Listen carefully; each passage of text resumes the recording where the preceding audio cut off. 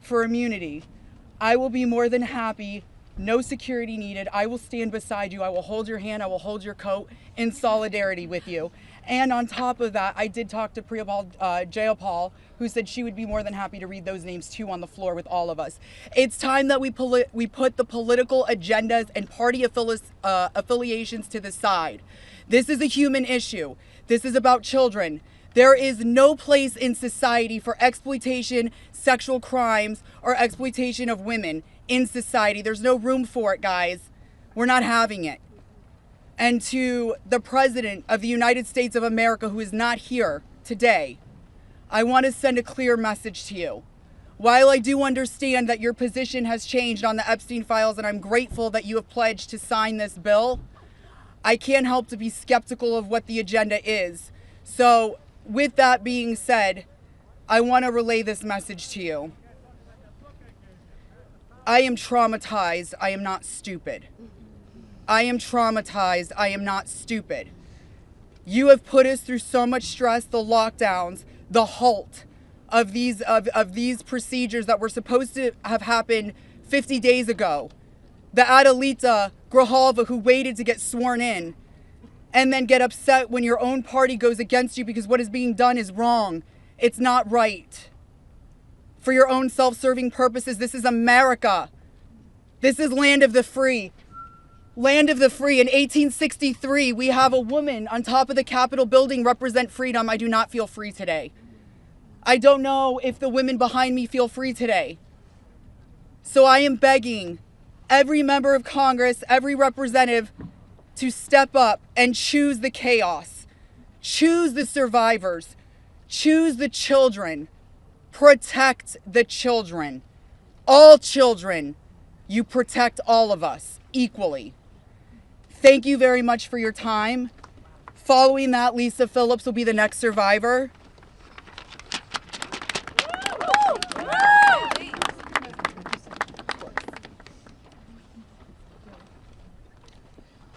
Good morning. My name is Lisa Phillips. It's an honor to stand here again for something America is finally united on: the immediate release of the entire Epstein files. In a divided nation, this is one demand we all share. Last time I stood here, I made a promise to all survivors watching. If those in power refused to release the truth, we would start uncovering it ourselves. For anyone who doubted that moment has already arrived. Since that day, more survivors across the country and around the world have reached out. Text, emails, DMs, first-hand accounts, and evidence.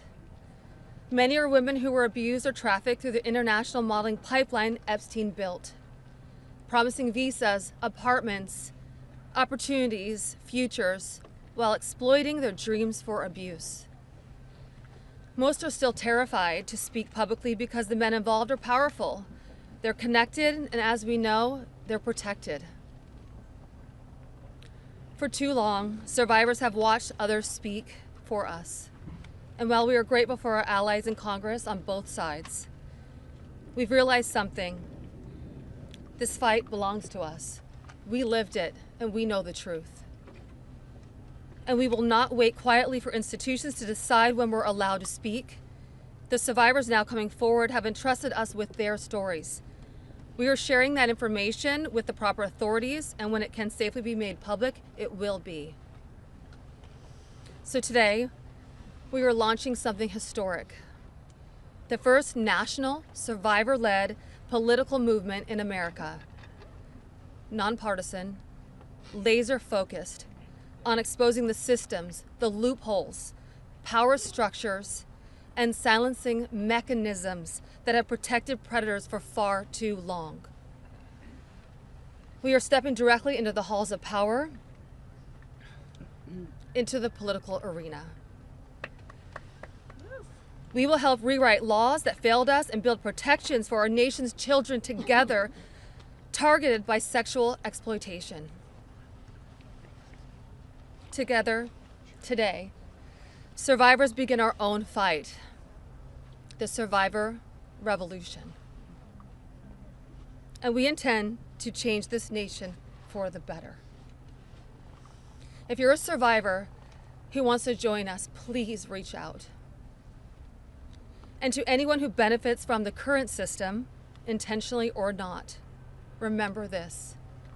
Alone, yes, we are afraid. But together, we are feared. Thank you.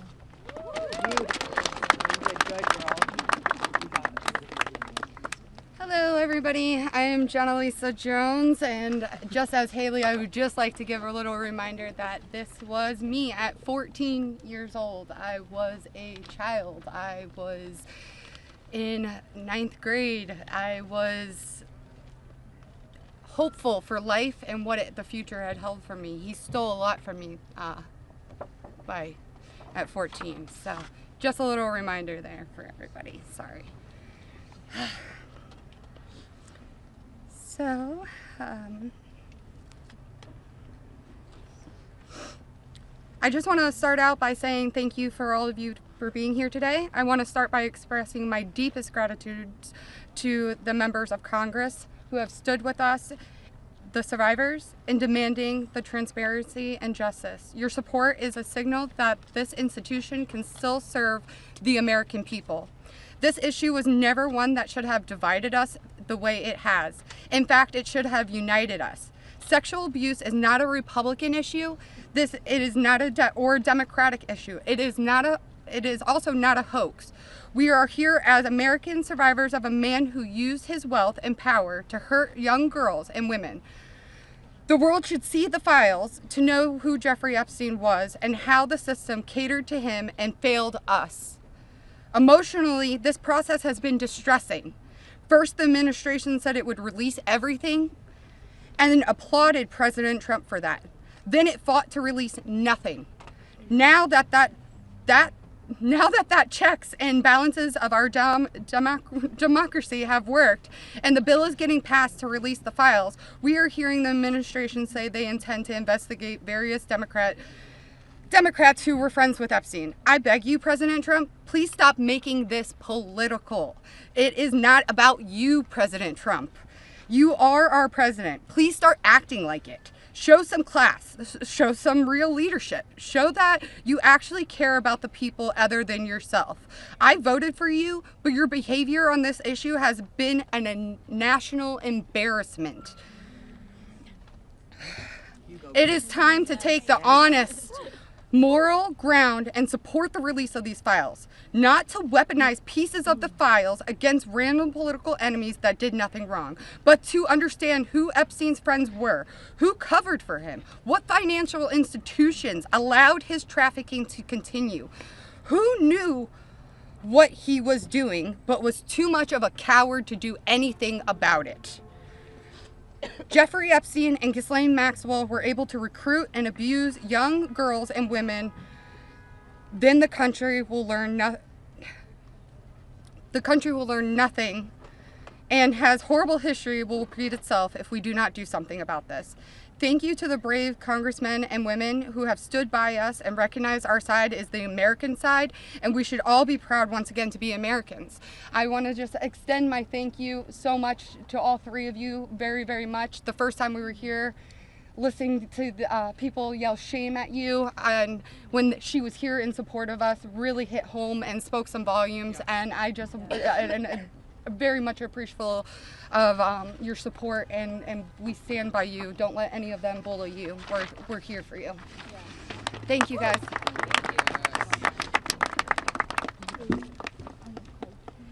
Wow. Good morning, everyone. Thank you all so much for coming together today and taking the time to listen to us. Your presence means the world, and it shows commitment to understanding and supporting survivors and Americans. I stand before you today with a heavy heart. I originated from Brazil, and I came to the United States when I was 8 years old. I was only 14 when I first encountered Jeffrey Epstein, and my daughter is now almost at that age. At 14, the only things she should be concerned with are going to school, practicing at her cheerleading competitions, and enjoying her time with her friends and family. She should not have to bear the burden of worrying about being manipulated or exploited. At this age, she is still a child, and no child should ever have to face such threats. I also want to address a troubling statement made by a prominent figure on a major platform who suggested that a 14-year-old should not be considered a victim of pedophilia. This is a dangerous and incorrect notion. When we talk about how children at 14 should still be treated as children, I ask you to look at the young people around you. Remember when you were that age? Do you think you should have been responsible for being groomed? Put yourselves in our position when we were young. I'm here today not to just share my story, but to call on all of you to help make a difference. We need to support to push for the Transparency Act and release the Epstein Files. Please reach out to your Congress members and senators and urge them to support this crucial legislation. The truth is something that we all deserve, and it is vital for safety and protection of the future of generations. Think about all the young people in your life, your daughters, your nieces, your friends. Let's stand together and ensure that they grow up in a world where they are safe and valued. I often wondered, why did this happen to me? And then I realized, God only gives you what you can handle. I'm here for a purpose, and that purpose is to make a difference today. So, let's stand together to protect our children and our peace. Thank you. Yes.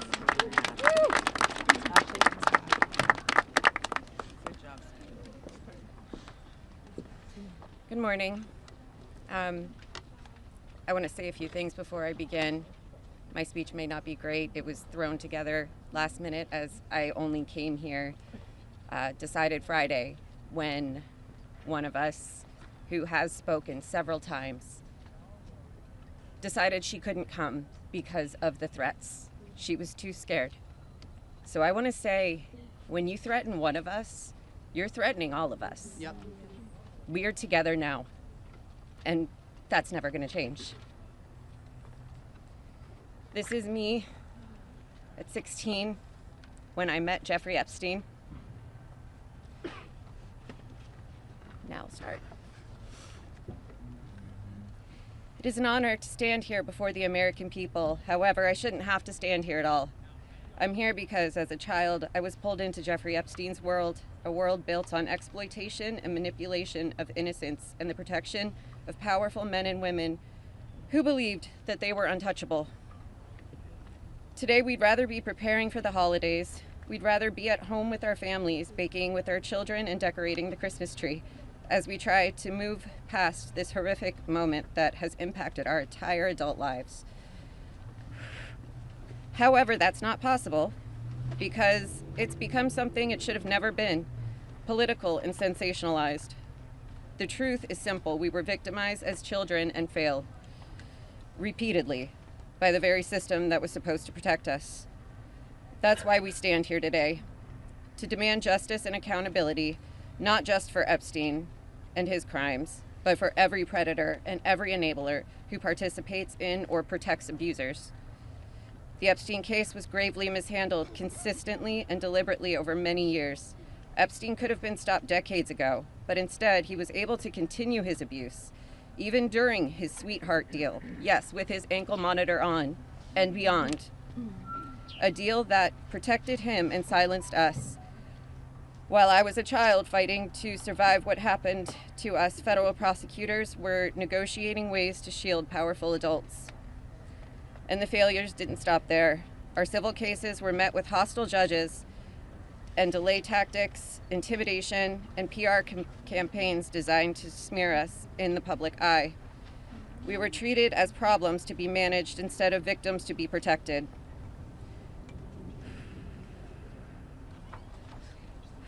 Today, something has changed. Individually, our voices were whispers. Together, they've become impossible to ignore. We are encouraged to see elected officials from both parties, thank you, come together and finally take action to release the files.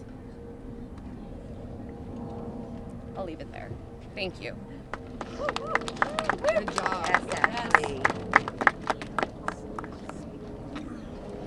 Good morning. My name is Wendy, and I'm standing here today with a truth that still scares me to say out loud. I'm gonna put this down because I can't hold both, as you guys saw, but that was me when I was 14 when I met Jeffrey Epstein.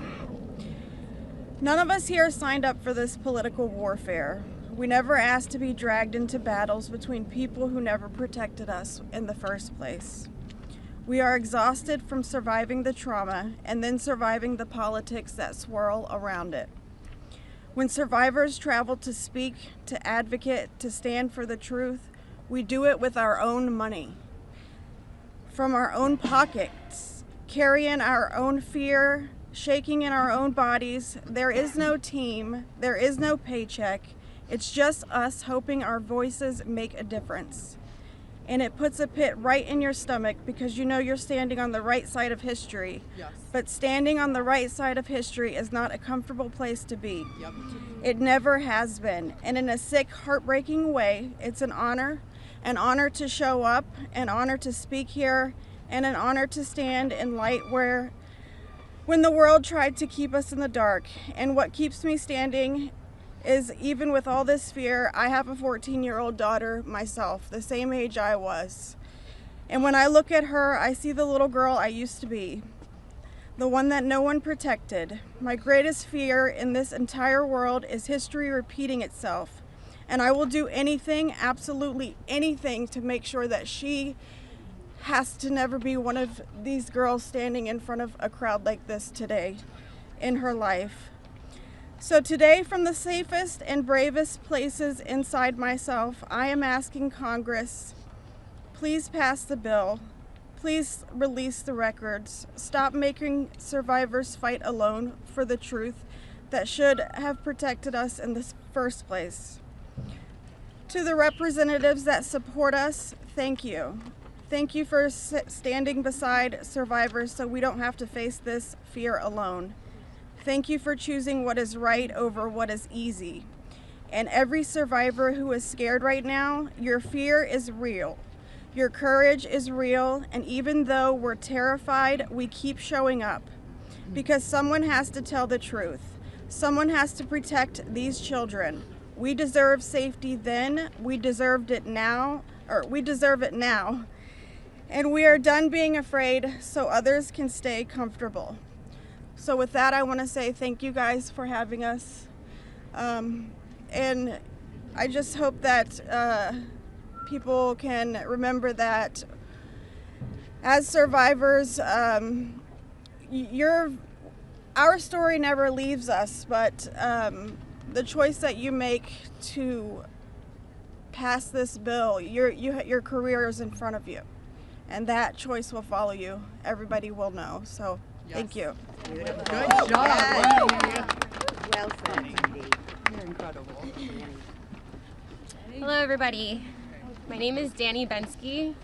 This was me at 17 years old. Oh, I'm sorry. Coming from the dance world, I was recruited in 2004 after a systematic breaking down where Epstein leveraged my mother's brain tumor scans. He threatened me to withhold care for her. He trapped me in a year-long cycle of abuse. The last time I was here in Washington, D.C., I talked about being a part of this beautiful mosaic of women behind me, and they are exactly that. They are a beautiful mosaic of energy and passion and love and life. I am one story of 1,000. Think of that number, 1,000. I spoke of how big our hopes and dreams once were, and I talked about how they were completely shattered at the hands of Ghislaine Maxwell and Jeffrey Epstein.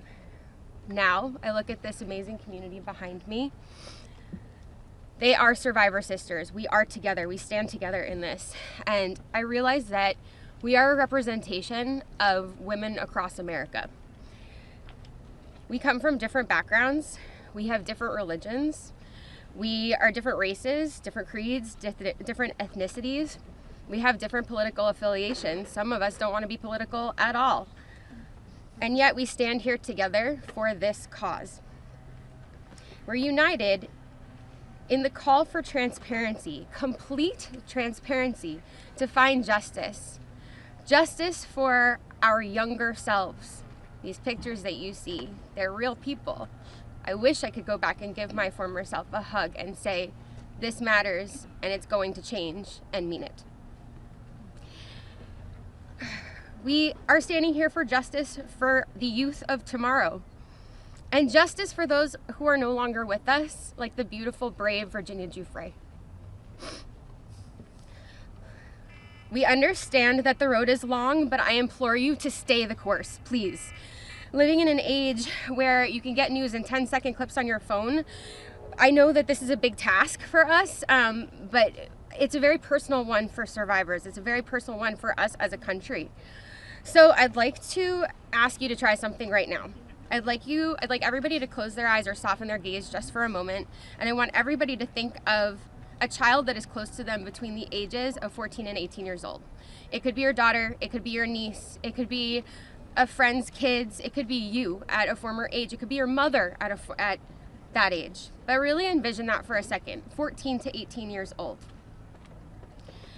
Once you think of that person, I want you to think about what they feel like. What is their energy? What do they smell like? What sound do they make when they laugh? Really think about that child, just for a moment. Now I want you to picture a pair of giant looming wooden doors and an overbearing marble landing. Those are the doors to Jeffrey Epstein's house. Do you allow that child to enter or not? If the answer is yes, you would allow entrance. You stand with predators. If the answer is no, then congratulations, you're on the right side of justice. Now you have homework. I am calling for the American people. You have homework. Call your congressional leaders.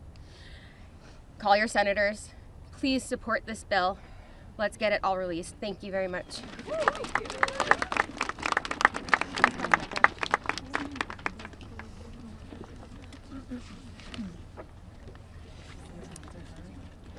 Good morning.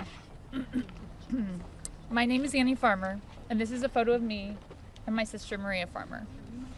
Around the time I was 16 and she was 25. That's how old we were when we were abused by Epstein and Maxwell. Survivors have repeatedly stated that our pursuit of transparency and justice is a nonpartisan issue. But given the political noise surrounding this case, I just want to remind people of some of the facts.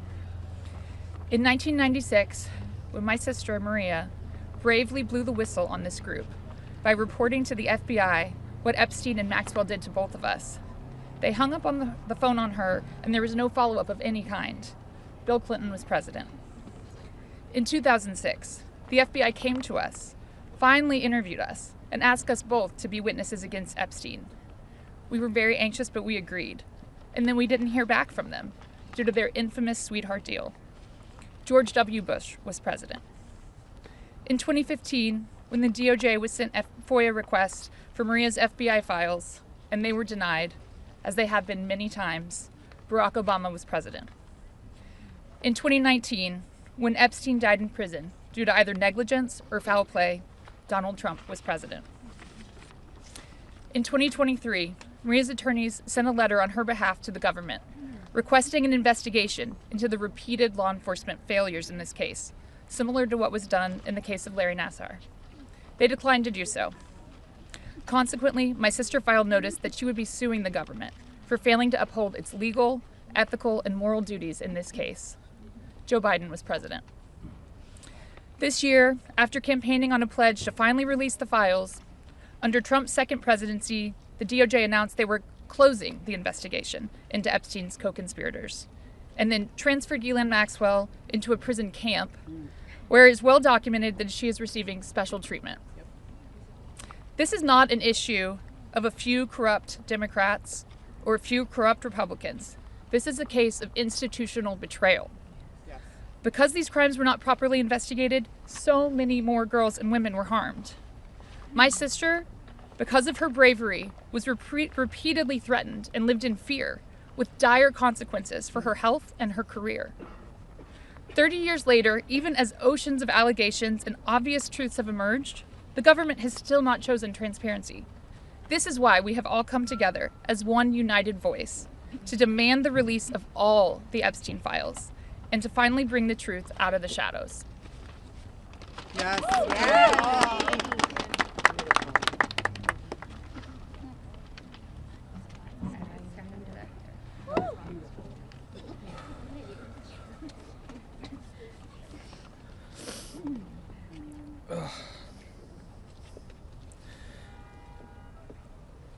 Ladies and gentlemen, esteemed members of Congress, and everyone gathered here today, I want to start by thanking the three of you.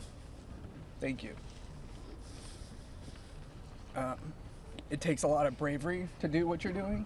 We hear you. We see you. It means a lot for you to be here with us, and I know my sister would be incredibly proud. This is the moment she was fighting for and the moment that all survivors are fighting for, so thank you.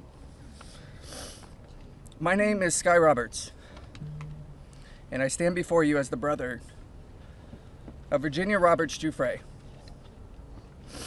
a warrior, a mother, and a sister whose legacy will forever resonate in the hearts of those who understand the fight against injustice. Today, we find ourselves in a place of deep sorrow, shattered by the loss of our beloved sister. Yet, we are honored and privileged to carry her voice forward and continue her relentless fight alongside her fellow survivor sisters. Virginia's story is one that should have been filled with promise, but instead it became a harrowing tale of exploitation and survival. At just 16 years old, she took a job at Mar-a-Lago, believing she had secured a dream summer position. But that dream quickly morphed into a nightmare when Ghislaine Maxwell preyed upon her innocence. This isn't just the story of one girl. It's a story about the insidious nature of power and abuse, a dark chapter in our society that must be told. Virginia was no stranger to trauma. In her memoir, Nobody's Girl, she shares the painful truth that she had already suffered abuse at the hands of our father and a family friend. But what happened next was unfathomable. Epstein and Maxwell didn't just abuse her, they trafficked her to a network of the rich and powerful. Princes, prime ministers, politicians, financiers, and lawyers. These men committed unspeakable acts against her will, and against the will of countless survivors who stand united with us today. Virginia's strength was tested in many ways that most of us can hardly imagine. She was manipulated, coerced, and threatened, forced into complicity in her own devastation.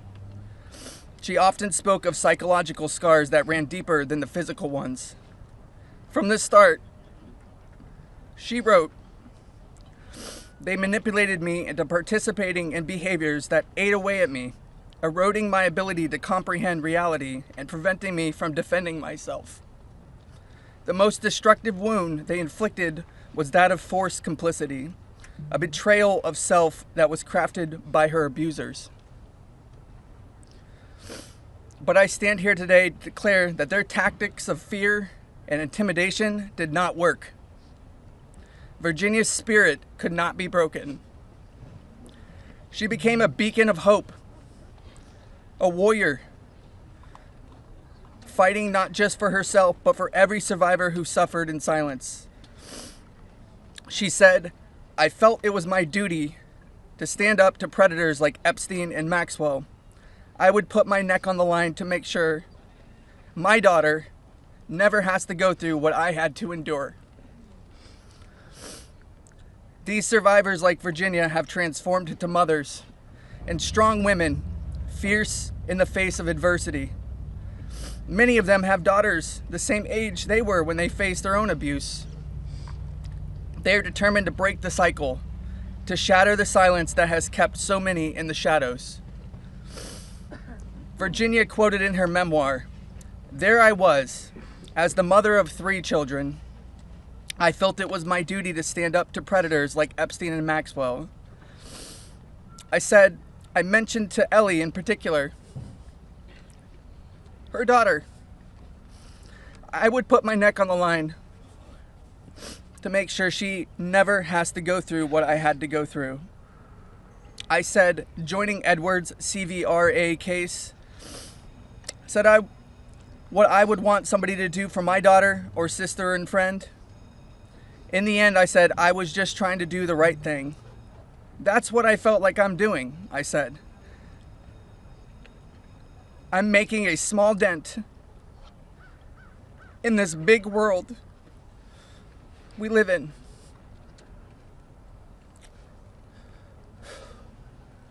Well, sissy,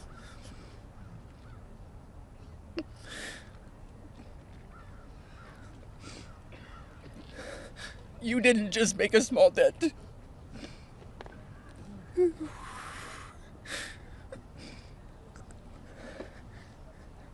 You made a monumental impact, a resounding statement that echoed across the world.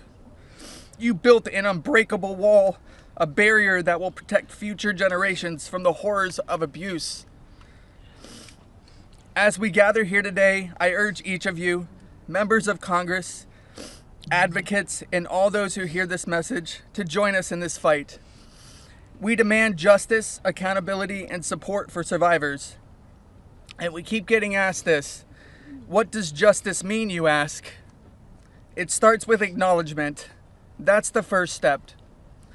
Acknowledge in the face of survivors that this happened and that this is true. Your vote carries that weight. My sister is not a political tool for you to use. These survivors are not political tools for you to use. These are real stories, real trauma, and it's time for you to stop just talking about it and act. Vote yes. Yeah.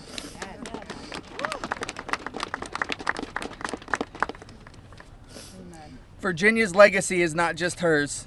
It belongs to all of us who stand against injustice. Together, we will ensure that the voices of survivors are heard, that the truth prevails, and that the horrors of the past are never repeated. Thank you. Thank you for listening, and thank you for standing with us. Together, we will not let Virginia's fight be in vain. Together, we will not let the predators win. Together, we will be the change this world desperately needs. Yeah. Thank you. It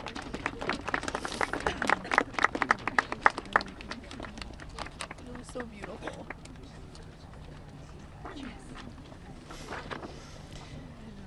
This is me when I met Jeffrey Epstein in 1991. I always share the date when I talk about my story because people rarely acknowledge how long this has actually been going on.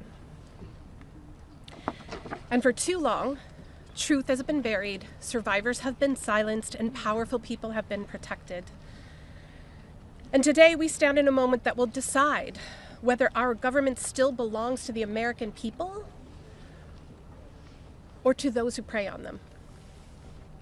Because when mountains of evidence and decades of victim reports across 5 administrations still lead to sweetheart deals or no prosecution at all, this isn't just one case gone wrong. It's an institutional failure on a historic scale, and every member of Congress in this administration must answer for that failure. Millions of sexual abuse survivors know the pain of speaking up and watching the institutions that are meant to protect them look away. We're not alone in this. Epstein may be the headline, but the betrayal reaches every corner of our country. And if our justice system can collapse this completely for so long, then Congress cannot pretend that the system is working. Not for us, and not for the generations that will live with the consequences of what they choose now. One long overdue step towards repairing this damage is the Epstein Files Transparency Act. Because without transparency, there's no accountability. Without accountability, there is no justice. And without justice, democracy dies. Yes. So representatives, you have a choice to show millions of Americans whether you stand with us or with the powerful predators that are counting on your complicity. Thank you. Yeah. Good job.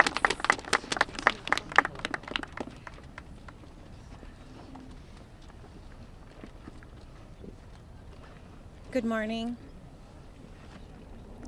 this is me. This was me.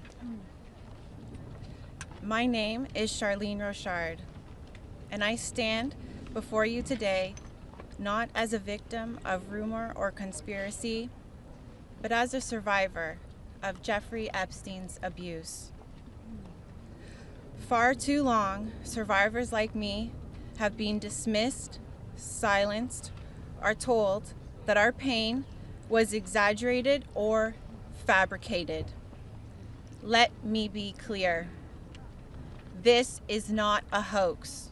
Yes, it's not. What we endured was real, and it has scarred lives across 5 presidential administrations. The truth has been buried in sealed files and hidden records for far too long. The Epstein Files Transparency Act is not just about survivors. It's about America itself. How can we keep America great if the principles the nation was founded on, that power belongs to the people, is not protected? No one, no matter how wealthy and well-connected, stands above the law. If we cannot face the truth, then we betray the very ideals that defines us as a country. By passing this act, Congress has the chance to prove that truth matters more than privilege. Yes. That justice matters more than influence. And that America has the courage to confront even the most uncomfortable realities. This is not just about survivors.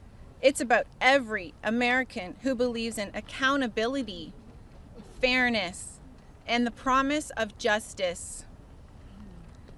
I stand here today not only for myself, but for every survivor of Jeffrey Epstein's abuse who has carried this burden in silence, and for every citizen who believes that justice delayed is justice denied. Yeah. I want to thank Representatives Khanna and Thomas Massie for standing with us. Thank you. And I especially want to thank Representative Marjorie Taylor Greene.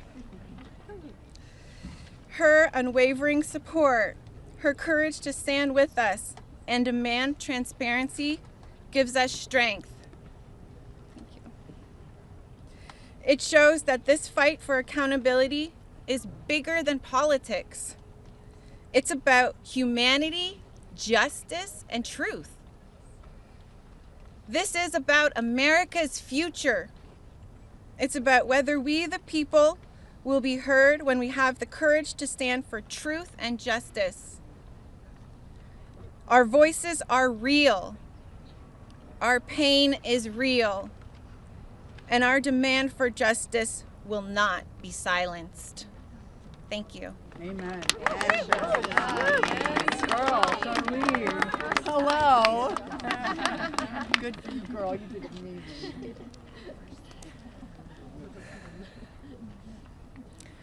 My name is Laura Bloom McGee. This is my first time speaking publicly about my abuse. As a young woman in New York City, I was pursuing a modeling career and building a life of giving back through my philanthropic work. Instead, I was intentionally groomed and became part of an international model sex trafficking ring that was led by Jeffrey Epstein. I was sexually and mentally abused by Jeffrey Epstein. He used my dreams and vulnerabilities to silence me.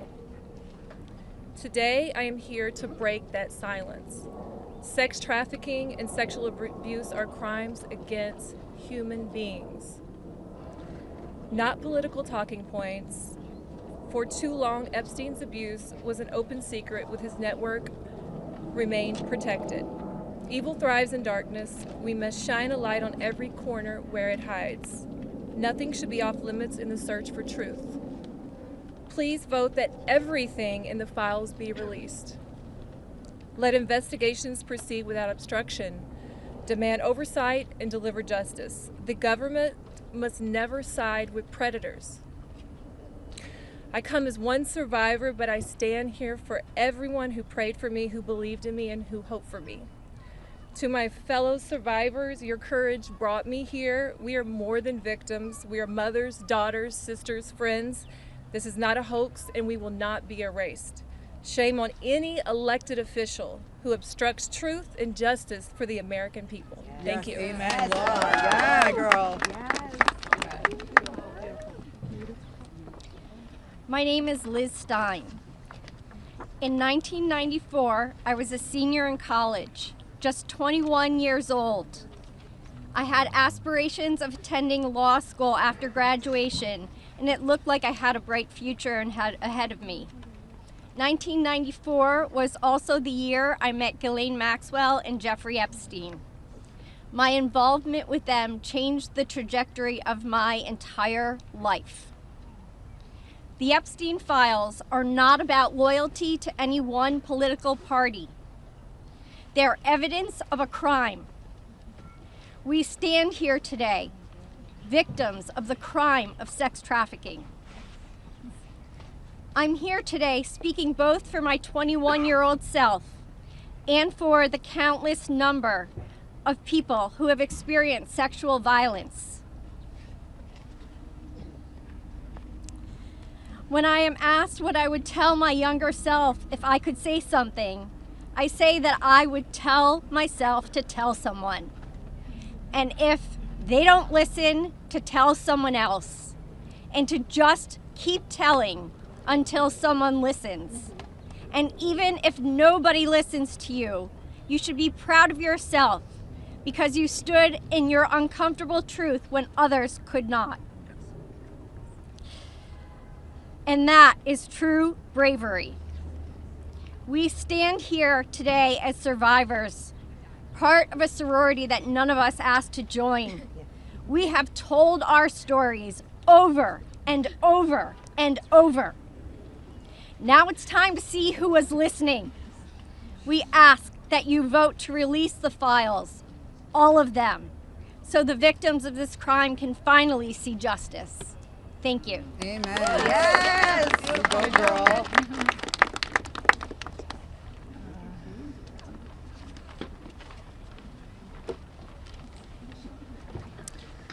Well, hello, everyone, and I want to first say thank you for your ongoing leadership. I know it must not be easy thing to do, much like it's not easy for us to be doing this, so I guess we're in this together, so thank you so much. I feel like our courage has, we're reflecting, mirroring courage, because that's what it takes to do this, right? So this was me at 22 years old. I was not a child, technically, very young adult. I imagine most of you here can relate to the mindset and to be 22 years old. So today is a good day, and I thank God for that. It's widely and undeniably clear that our current political climate is quite rigid and seemingly at war with one another. This sets a stage for voices, survivor voices, to get spoken over and drowned out by the political darts whizzing by. Not today, though. Today, our truth and our power have steadily risen up. We're at the peak. Our voices prevail today. Our voices initiated the coming together of both political parties. That's pretty big, I think.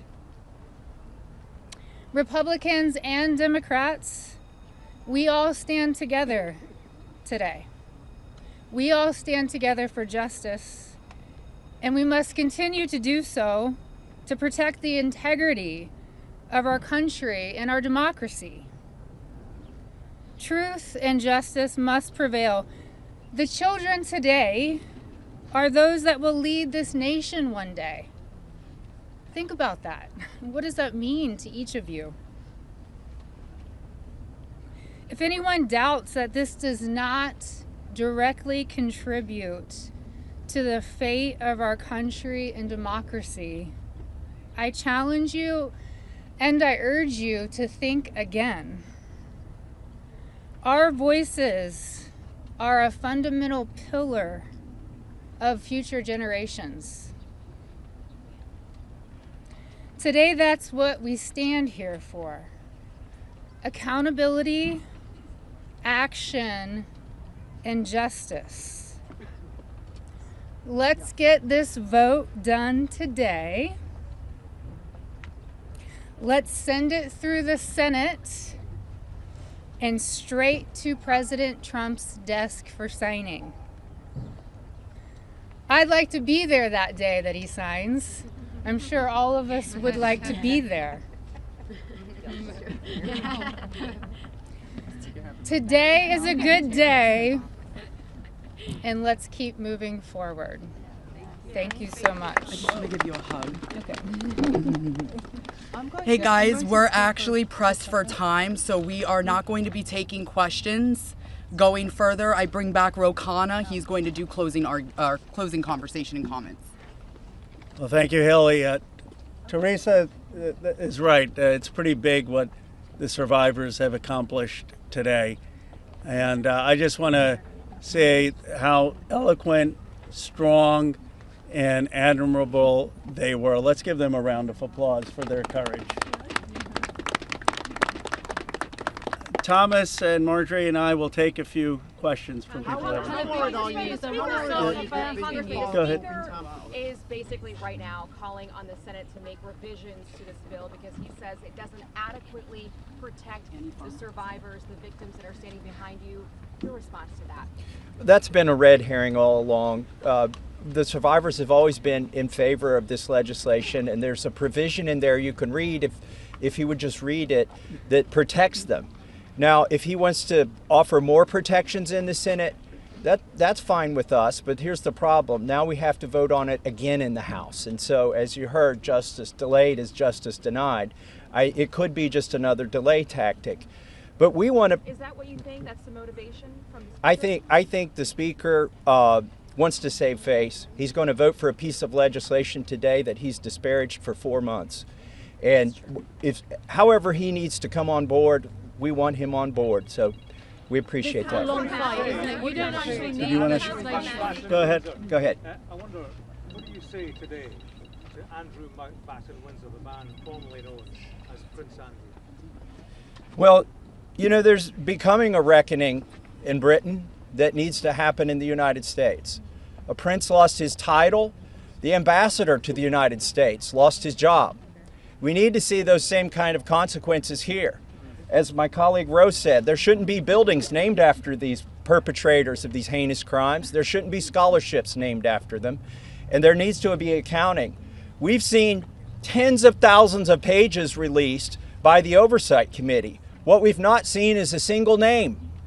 So I implore you to look and see if we have true justice and transparency in here. And the survivors will know when that has happened. And I do think that Prince Andrew does need to come and testify at our Oversight Committee, and that can be bipartisan. But I share Thomas's view that the urgency that the British people have shown in getting justice needs to inspire an urgency here in America. You don't need legislation. You don't need legislation. Go ahead. You don't need legislation to get the files released. President Trump could just release them today. Well, Is that frustrating for you? Why isn't he doing that? And also, did you ask him to be here today? It's a really powerful moment, this. Look, I'll let my colleague speak. I hope the president meets the survivors. And I hope when he signs the bill, the survivors are there.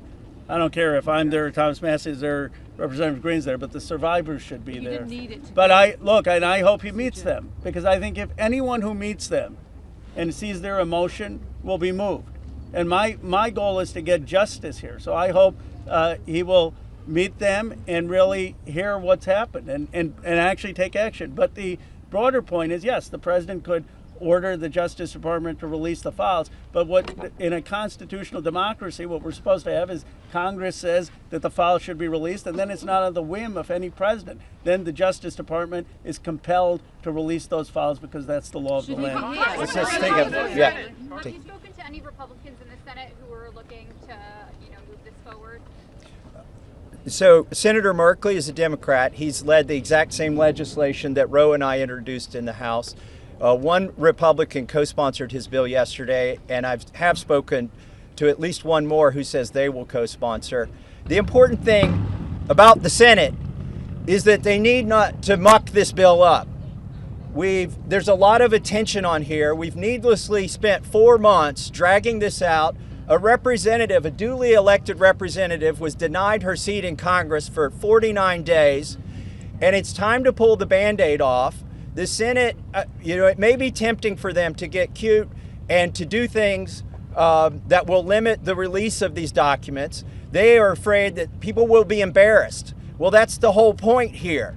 They need to be brought to justice, and embarrassment is no reason to stop it. So the Senate, John Thune, it's up to him. He needs to bring this to the floor of the Senate, and I think the vote today will show that in the House. And the president, look, the president has said he would sign the bill. You're going to get almost a unanimous vote here. So you have the president and a unanimous Congress believing that this protects the survivors and is calling for the release. There's no reason for the Senate now to, as Representative Massie puts it, muck around with it. They need to put it up, have a vote, have the president sign it. If there's any further protections, they can do that through the DOJ process. But what they should not do is delay a vote on a bill that the House is going to vote overwhelmingly for and that the president supports. On the release of these files, Congresswoman Greene, you raised the question of whether or not the Justice Department will actually release these files.